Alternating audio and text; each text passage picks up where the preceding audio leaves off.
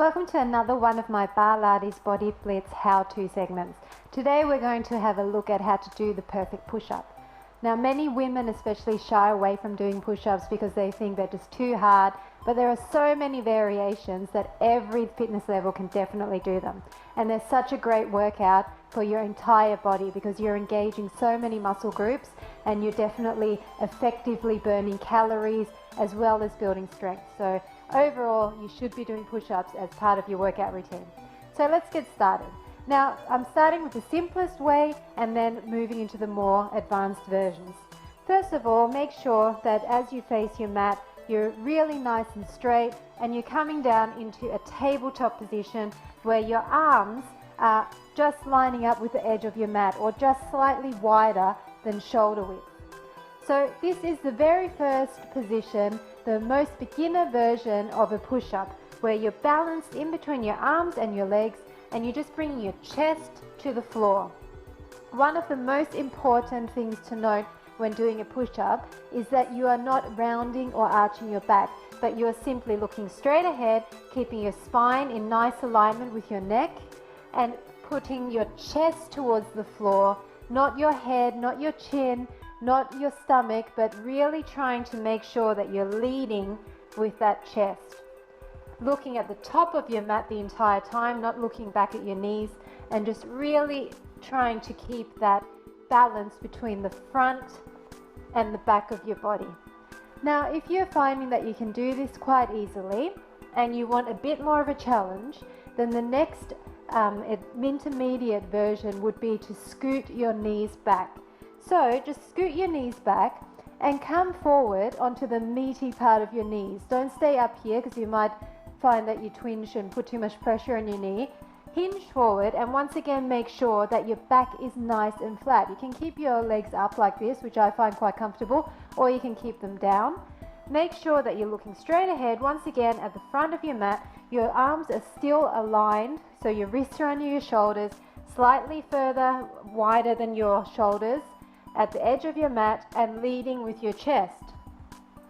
Now, because you have more range of motion in this position, try to come down all the way and touch your chest to the mat before coming up.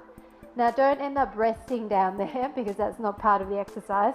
Just try to push up evenly, pushing weight throughout the palm as well as the fingers of your hand, evenly distributed, and making sure that as you come up, you're not locking out your elbows. You always have a slight bend in your elbows. Keeping your tummy pulled in, very important. Don't let your back slump and don't curve your back up. Keep it very nice and straight, down and up. Now, if you've mastered this intermediate version and you want to move on to more advanced, the next version is to curl your toes under. Just going to move forward on my mat. So exactly the same position, curling your toes under and lifting your knees. You're still lined up over your wrists. They're out slightly wider than your shoulders and you're coming down and up. So you're pressing your chest towards the floor, still looking straight ahead, keeping your legs really nice and straight and tense, not poking your bum up into the air like this, not slouching through the middle like this. Really nice alignment as if you're doing a plank, and then down and up. Okay, so making sure once again your arms are not locked out at the top. So that's your 3 levels of your regular push-ups. Now there are obviously many versions of push-ups that you can do. One of the most popular being a tricep push-up, which basically is exactly the same thing as a normal push-up, the only difference being that your arms are closer together and you are keeping your elbows in while you're pushing up. Okay, so once again going through the 3 levels. In this case, your hands are directly underneath the shoulders or even in slightly. Depending on how strong you are, the closer your hands are together, the harder it will be. So finding that balance between the front and the back of your body, keeping your middle pulled in nice and flat, back nice and flat. What you're doing is you're just coming down and up. Now in this case, your chin is leading forward and you are trying to keep your arms in by your side. You will find that the inside of your arm is grazing your rib cage as you come down and up. If you're finding this is still too difficult, to, as a beginner to do, then what you can do is come even further back, bring your hands slightly wider, and actually bring your forearms down and up like this. So you're sticking your glutes out to the back, and you will still feel this in your triceps.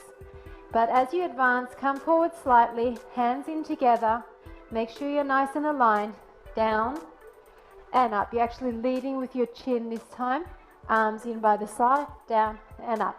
Intermediate version, scooting your knees slightly back, once again on the meaty part of your knees, not dipping in the middle, not curving your spine, but nice straight alignment, down and up. So you're leading with your chest this time.